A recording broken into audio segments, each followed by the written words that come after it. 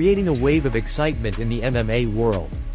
The announcement comes after weeks of speculation about who would step in as Oliveira's opponent following Rafael Fiziev's withdrawal from the card. Fans have been eagerly awaiting clarity, and now the UFC has confirmed that one of the most respected lightweights in the world, Mateusz Gamrot, will take on the former lightweight champion in Rio de Janeiro on October 11.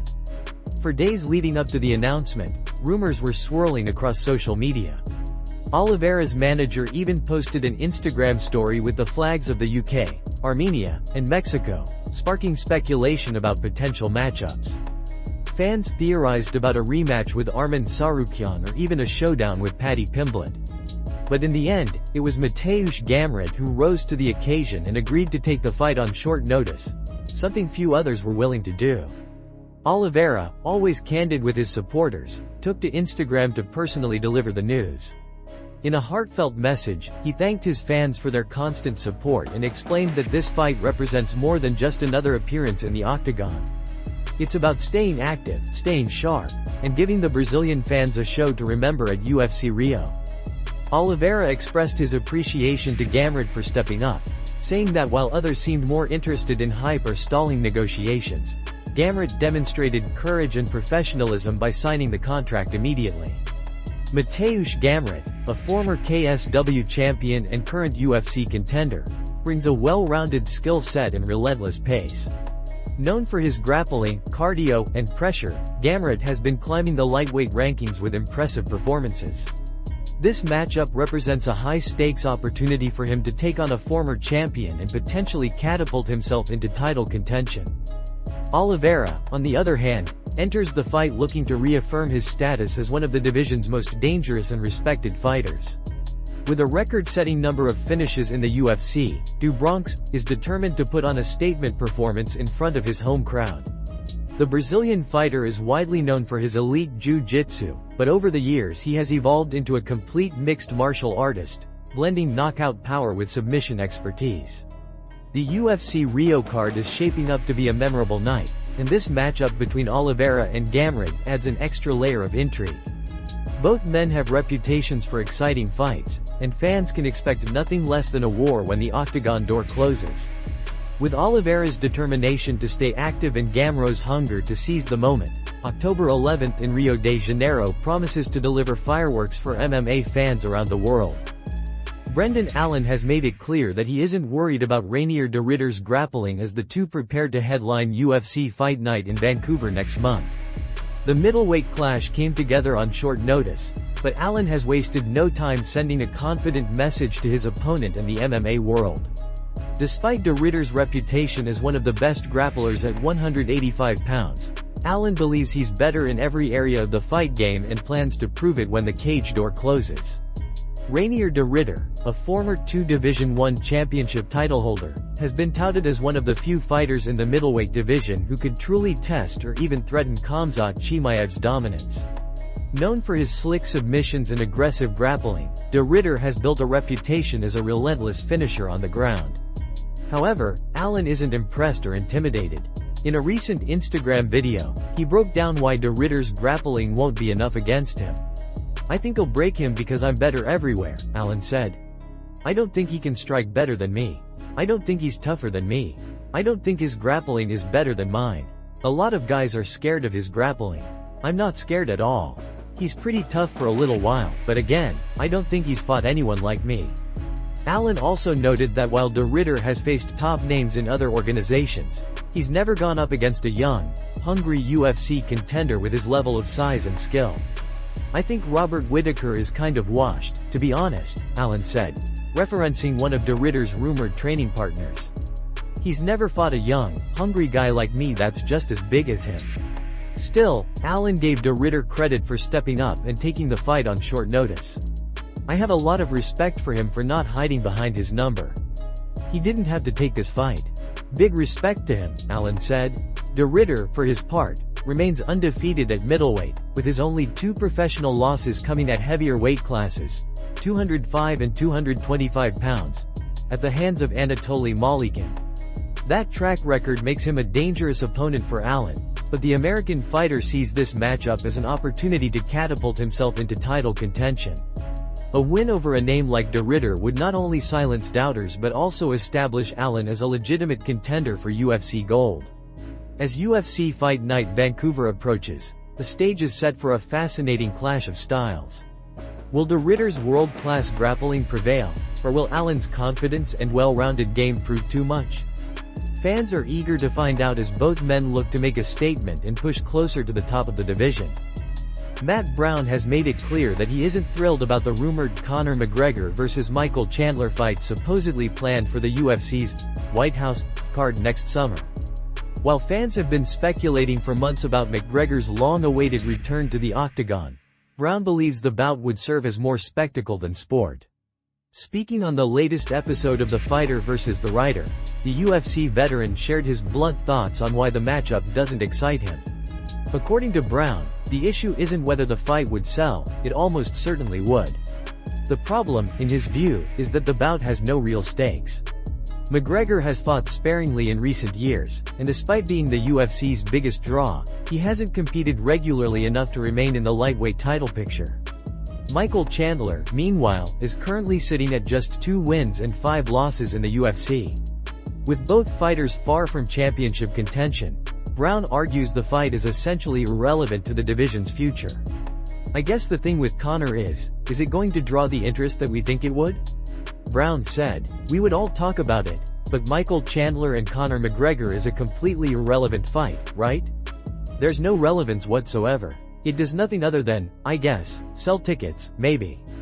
Still, Brown acknowledged that the UFC seems to be taking the spectacle route with this event, especially given its unusual setting and historic scale.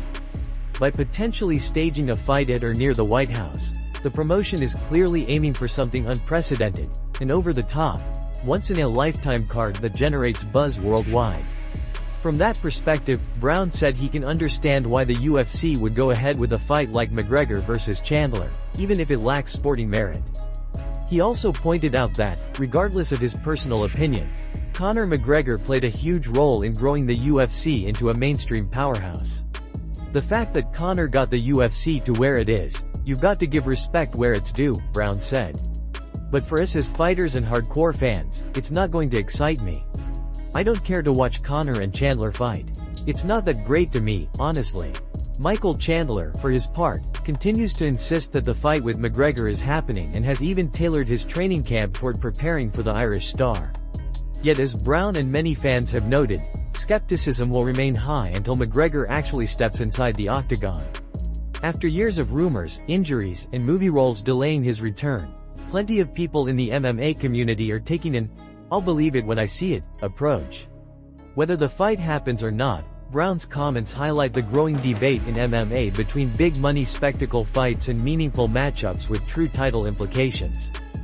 Chael Sonnen has voiced his strong opinion about the UFC's decision to book a rematch between Magomed Ankalaev and Alex Pereira, claiming that no one asked for this fight.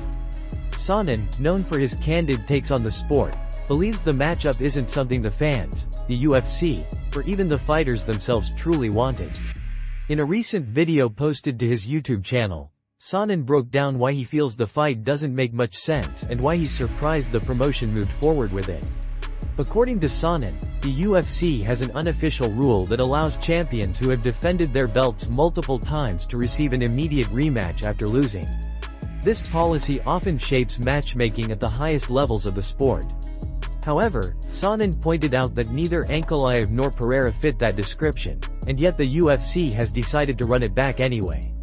Sonnen explained that the first meeting between Ankalaev and Pereira wasn't originally the fight the UFC wanted to book. The first fight wasn't asked for, Sonnen said.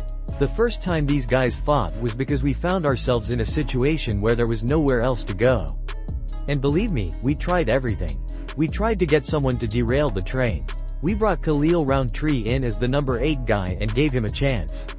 We did everything we could to not make that fight, but eventually, we had to.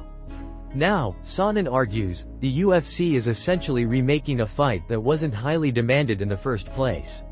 We're remaking the same fight that nobody asked for, including the athletes involved, he continued.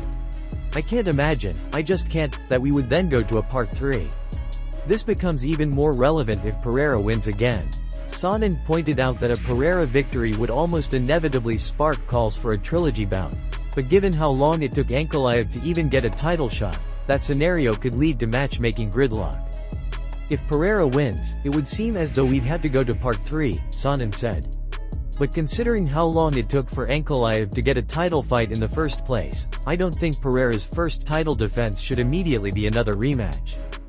Sonnen's comments reflect a larger frustration among some fans and fighters who feel the UFC's matchmaking at the championship level can sometimes stall divisions. Ankalaev had been campaigning for a title fight for years before finally receiving one, and now, depending on the outcome of this rematch, the light heavyweight division could find itself stuck in another loop of repeated matchups rather than fresh contenders. Still, Sonnen acknowledged that the UFC might be looking at the bigger picture, commercial appeal, fan familiarity, and the storyline potential of a rivalry between two elite fighters. But in his view, the sport thrives when champions face new challengers, and repeating a fight the audience never really wanted doesn't bring the same excitement as introducing new matchups. Cory Sandhagen is sending a very clear message ahead of his high-stakes clash with Merab Dvalishvili at UFC 320. Striking with him would be a terrible idea. The co-main event, already one of the most anticipated matchups on the card, pits two elite bantamweights against each other with serious implications for the division's future. As fight week approaches, the tension between the two contenders is growing, and Sandhagen isn't holding back in warning Merab about the dangers of underestimating his stand-up game. According to Sandhagen, Dvalishvili's greatest weapons, his relentless pace, suffocating pressure, and elite cardio, are well known to everyone in the division. He acknowledges the Georgian fighter's wrestling credentials and his ability to wear opponents down over the course of a fight. But striking with him? That, Sandhagen insists, would be walking straight into disaster. He's been saying he's going to strike with me, Sandhagen noted in an interview. If that's true, it's a horrible idea. Don't do that, Merab. The bout has been fueled by hype from both sides. Dvalishvili's camp has been especially vocal, claiming that after his recent slick submission victory over Sean O'Malley, fictionalized for context, the Georgian contender has evolved into an entirely new fighter. His coaches have been touting improvements across the board, striking, fight IQ, wrestling, and conditioning, suggesting that Dvalishvili is now more dangerous than ever. Sandhagen, however, remains unconvinced. Merab gets people really tired, and that's a huge part of his success, Sandhagen admitted. But this camp, we've done a really good job of not only pushing really hard but also learning how to fight smart. We've focused on defending takedowns and getting right back to striking. Outside of his wrestling and pressure, what is Merab going to do? Knock me out? That's not happening. Sandhagen went on to describe his preparation for the fight as the most intense and intelligent training camp of his career. He emphasized the importance of not just conditioning but also strategic awareness, saying that the key to beating a fighter like Dvalishvili is making the right decisions in the scrambles and staying composed under pressure. It's going to be me defending his shots, making him work, and then punishing him with my striking, Sandhagen said. This matchup is seen by many as a potential title eliminator, with the winner likely earning a crack at the bantamweight belt. Both fighters are known for their high-output styles, but their approaches to victory couldn't be more different. Dvalishvili thrives on breaking opponents mentally and physically through relentless pressure, while Sandhagen uses his fluid movement, creative striking, and precision to pick apart rivals at range. With so much on the line, UFC 320's co-main event has all the ingredients for a Fight of the Year contender. If Sandhagen's warning rings true, Dvalishvili will need to rely on his grappling-heavy approach rather than trying to test his striking against one of the division's most dangerous stand-up fighters. Either way, this bout has the potential to reshape the bantamweight landscape.